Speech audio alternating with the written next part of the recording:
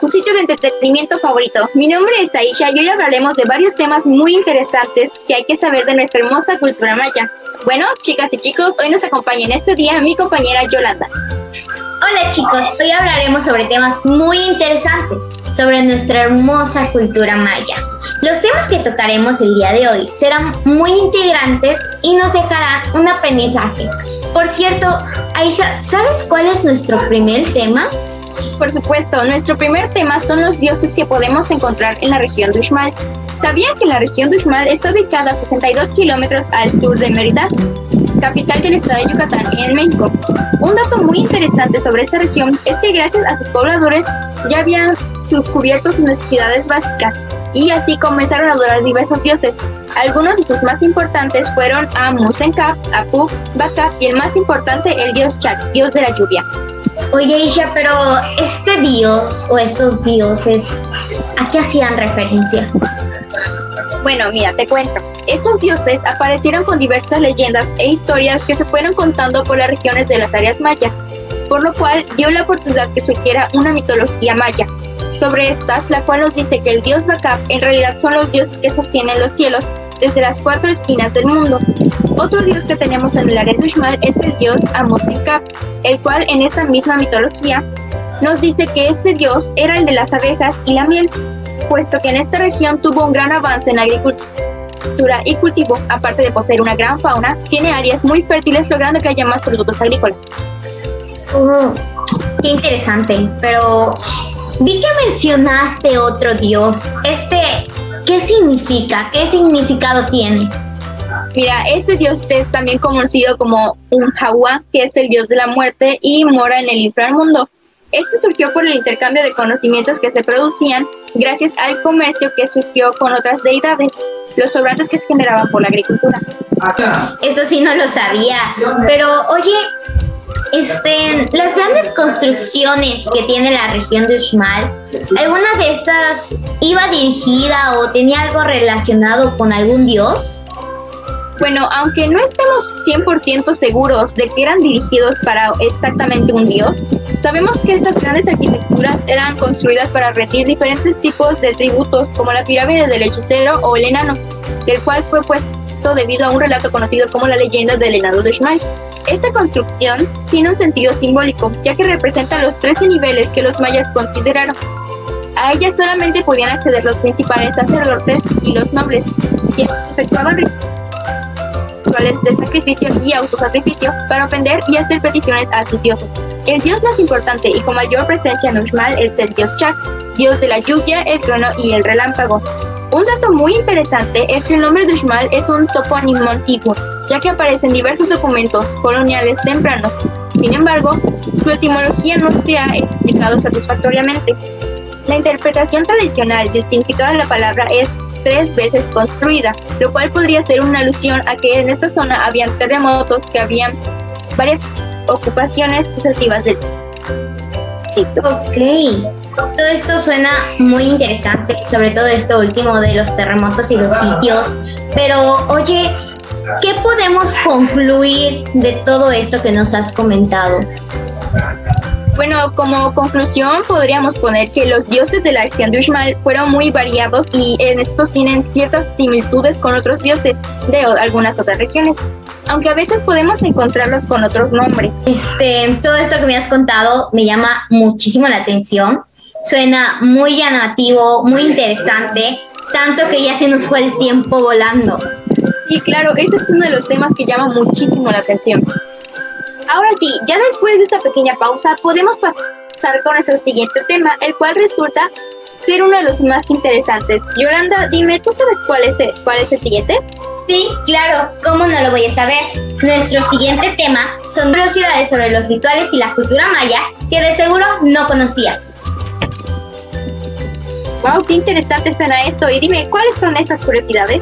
Bueno, podemos empezar con las curiosidades más extravagantes, pero cabe recalcar que estas curiosidades son específicas de la cultura maya.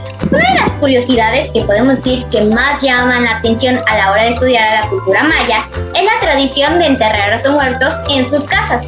Pero esta tradición pertenecía a uno de los ritos funerarios, el cual era conocido como primer rito. Este consistía en poner al familiar en donde murió y ponerlo de una forma anatómica. Es por ello que, como solían morir de sus casas, se les enterraba ahí mismo. Qué interesante suena todo esto que me estás diciendo. Sí, es muy interesante, pero si esa te gustó, de seguro te gustará la tradición de hacer viscos a los niños nobles. Esta consistía en colocar en la cabeza un cordón con una figura en el extremo que les caiga adelante de los ojos, muy cerca, para que forzara la vista. De esa forma, era un símbolo que se utilizaba para representar el estatus social, por lo cual se volvió común entre la nobleza, sobre todo en los niños. ¿Qué otra curiosidad, aparte de las que ya nos mencionaste, nos podrías decir? Bueno, pues esta es la curiosidad de la deformación craneal, la cual consistía en deformar las cabezas. Esto como decoración corporal. Se hacía atándose dos tablas de forma que estas ejerceran una presión, logrando que la forma estructural de la cabeza se alargue. Esto era un símbolo de belleza. Y bueno, hablando sobre el tema de belleza y todo, ¿había alguna otra tradición basada en esto? Sí, aunque no es considerada como una tradición como tal, era muy común la mutilación dental, la cual consistía en modificar los dientes, perforándoselos e incrustando piedras preciosas. Esto genera un gran dolor y por ello era muy importante para ellos, pues mientras más dolor, mejor. Oh, eso sí suena demasiado doloroso. Oye, una pregunta. Yo he escuchado que los nombres eran accionados, pero ¿realmente se asignaban? Bueno, existe una tradición la cual consiste en que digas el día en que naciste y yo sabré tu nombre. Esta era una costumbre en la cual, según el día que habías nacido, se te asignaba un nombre. Esto pues la creencia que consistía en que cada día tenía cierta virtud y habilidades, por lo cual el nombre debía reflejar eso. De ahí es de donde proviene esta característica de la cultura maya. Oh, qué curioso, ¿no? De que ellos dividían el mundo en varias partes, pero realmente ¿qué es? ¿Qué significa esto? Bueno, pues te cuento, ellos creían que el universo se dividía en tres partes. El cielo, donde vivían los cuerpos celestes. La tierra, donde vivían ellos, con todos los elementos de la naturaleza. Y el inframundo, donde reinaban los dioses de la muerte. Pero cabe recalcar que cada división igual tenía subdivisiones.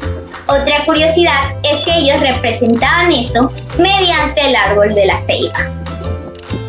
Wow, oye, ¿y esto está de alguna manera relacionado con su arquitectura? No, pero si quieres un dato muy interesante sobre su arquitectura, escucha esto.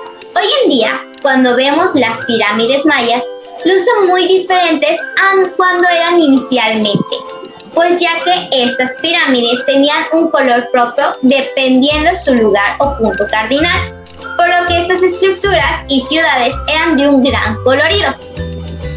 Oye, entonces esto que me acabas de decir es mucho de lo que nosotros vemos hoy en día como piedra, ¿realmente estaba pintado? Sí, claro que sí, eran pintados y eran muy coloridos. Qué interesantes están todas estas curiosidades que nos estás contando. Sí, pero oye, ¿qué te parece si nos vamos a otro corte? Me parece perfecto. Bueno, pues ya hemos regresado. Oye, Aisha, cambiando de tema un poco, complementando las cosas de las curiosidades y todo, ¿hay alguna curiosidad aquí en la península de Yucatán? Sí, por supuesto que hay. ¿Tú sabías que la catedral tiene un simbolismo en la conquista de Yucatán? Pues he escuchado un poco, pero no sé qué es exactamente.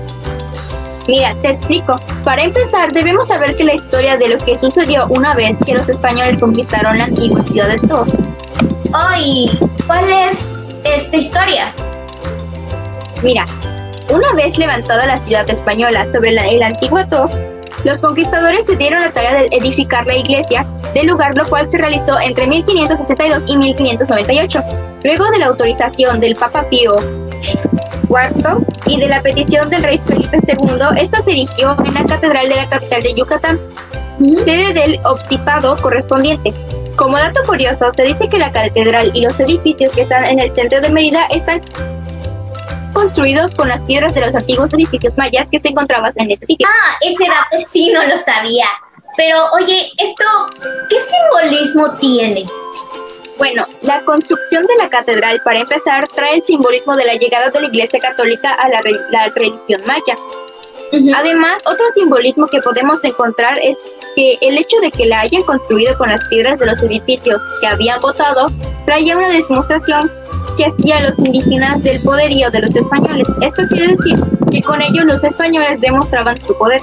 El estilo con el que está construido la catedral, al cual es un estilo morisco, es muy popular en la época en que este edificio fue construido y representaba la alta sociedad de esta misma, por lo cual simboliza cómo es que la península, al ser invadida, se transformará de ser una zona maya a una zona en la cual la arquitectura europea está bien reflejada. Oh, eso me gusta. Pero, retomando un poco el simbolismo que tenía la Iglesia Católica y tomando en cuenta lo que ya mencionaste que representaba su poder, este poder, ¿qué realmente significaba? Bueno, pues la Iglesia no es representante de ningún poder temporal. No lo debió haber representado nunca, pero la catedral contradice este principio rector. No es la cruz, símbolo del martirio y la resurrección de Jesucristo, la que predice la catedral. Es el escudo del emperador Agustín de Iturbide. No hay ninguna disonancia con el resto del conjunto. En la casa de Montejo es un soldado con un garrote quien le pisa la cabeza a un indígena con cara de diablo. No es la fuerza de Jesús, profeta del amor, la que resplandece y reprime, sino la de la fuerza del y la orden que te domina. Esta es una lectura inevitable, quizás no válida para nuestros días, pero que refleja el ánimo de la conquista y su presunta evangelización, por lo cual no representa en sí el poder de la Iglesia, sino representa el poder de los españoles sobre los indígenas. Y como último, ¿qué concluyes que significa la construcción de la catedral? Bueno, podríamos concluir que la catedral fue una construcción que simboliza el poder de los españoles, sobre todo de los reyes y en una parte de la Iglesia. Uy, me acabo de dar cuenta, se nos ha pasado el tiempo. Hoy hemos aprendido mucho. Sí, el tiempo pasa rápido cuando platicamos de temas tan integrantes. Sí, es muy cierto, pero para nuestra mala suerte es hora de despedirnos. Esperamos que les haya gustado. Nos vemos a la próxima. Adiós.